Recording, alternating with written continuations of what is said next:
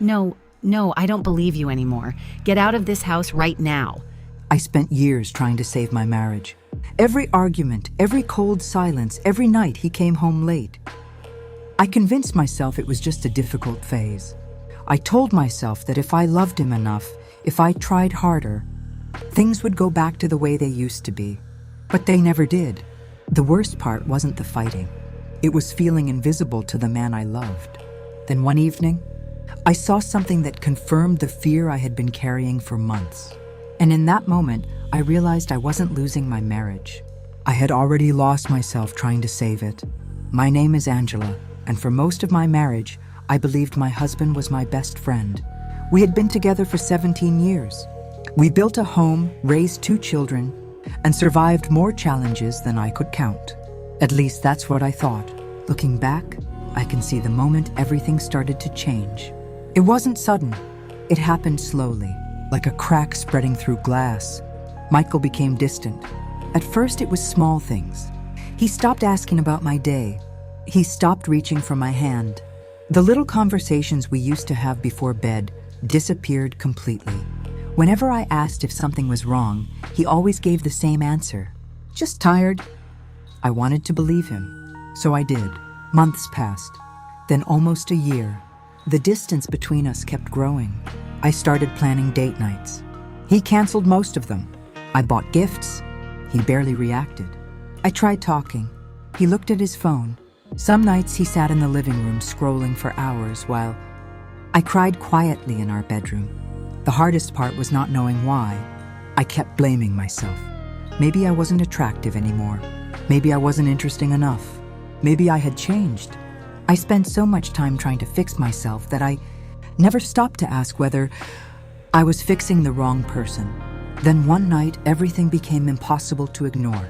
Michael came home smiling. It was the happiest I had seen him in months. But that smile disappeared the second he walked through our front door and saw me waiting for him. For a moment, I just stood there watching him.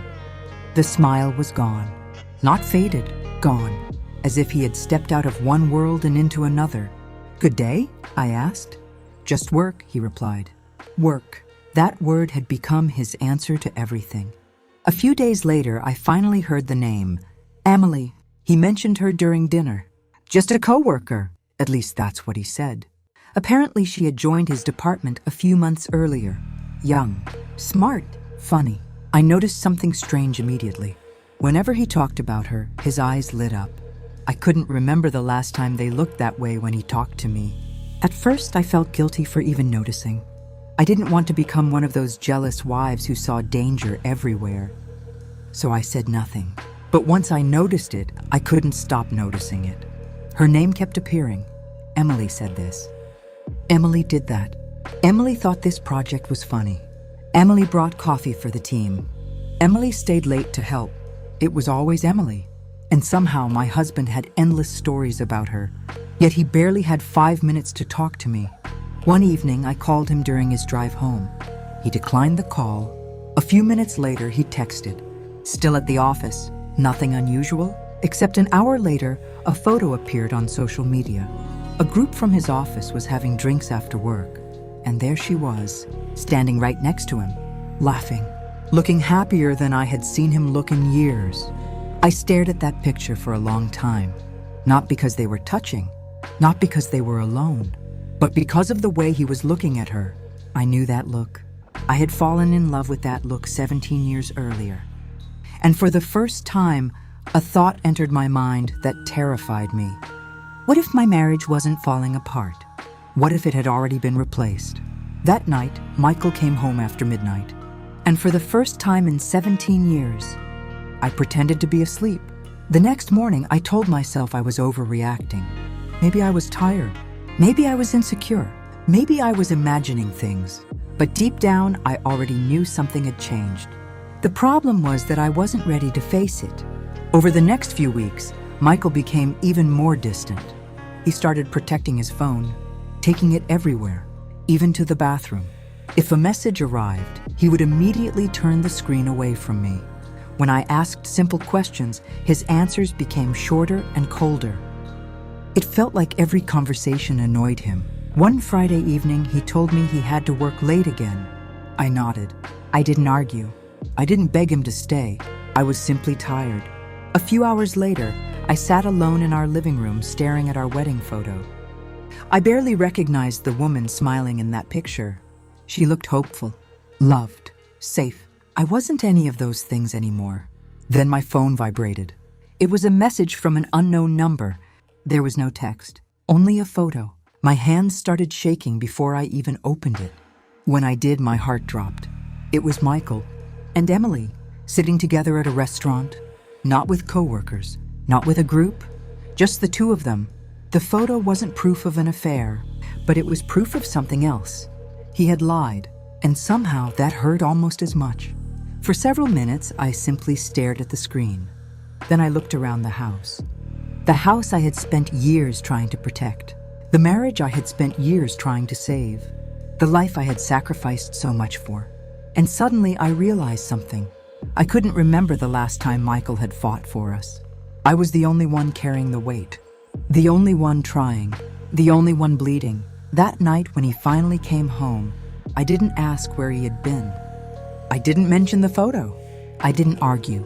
I didn't cry. Because for the first time, I wasn't trying to save my marriage anymore. I was trying to save myself. For 3 days, I said nothing. I carried on as if everything was normal. I made coffee. I went to work. I smiled when people asked how I was doing. But inside, something had changed. The fear was gone. The desperation was gone. Even the anger was fading. All that remained was exhaustion. Years of exhaustion. Then, on Sunday evening, I finally asked Michael to sit down with me. The moment he saw my face, he knew. Neither of us spoke for several seconds. "I need you to tell me the truth," I said. He looked away, and somehow that hurt more than any answer he could have given. "Do you have feelings for her?" The room fell silent. For a moment, I thought he might deny it. Instead, he lowered his head and nodded. Just once, that was all. One small movement. 17 years reduced to a single nod. I felt my heart break. Not because he loved someone else, but because he had stopped loving us long before he admitted it. "I didn't mean for this to happen," he whispered.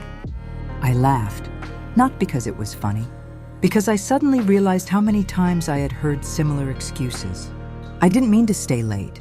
I didn't mean to ignore you. I didn't mean to forget. I didn't mean to hurt you." And yet somehow I was still the one left carrying the pain. Tears rolled down my face. But for the first time in years, I wasn't crying for him. I was crying for myself. For the woman who spent years believing she could save a marriage alone. For the woman who blamed herself every time he pulled away. For the woman who kept giving chances to someone who had already left emotionally. That night, I packed a suitcase. Michael stood in the hallway and watched. He didn't stop me. Maybe because he couldn't. Or maybe because he knew he had lost me long before I walked out that door. As I stepped outside, I looked back at the house we built together. The house I once thought would be my forever home. And I realized something. I hadn't lost my marriage that day. I had lost it years earlier. The difference was that now, I had finally found myself again. It's been almost 2 years since I walked away from that marriage. People often ask me if I ever regretted leaving. The truth is, I regret how long I stayed after I knew I was the only one fighting. For a long time, I thought love meant sacrifice. I thought if I gave enough, waited long enough, forgave enough, I could save us. But love was never supposed to be carried by one person alone. Today, I live in a smaller house. I drive an older car, and my life looks very different than it did before. But every morning, I wake up with something I didn't have during the final years of my marriage. Peace. I no longer spend my nights wondering why I'm not enough. I no longer beg for attention from someone who stopped choosing me. And I no longer measure my worth through someone else's love. Losing my marriage hurt. It broke me in ways I never thought possible. But losing myself hurt even more. If there's one thing I learned, it's this. Never destroy yourself trying to save a relationship that only one person wants to save. Because sometimes the bravest thing you can do is let go. And sometimes losing the life you planned is the first step toward finding the life you deserve.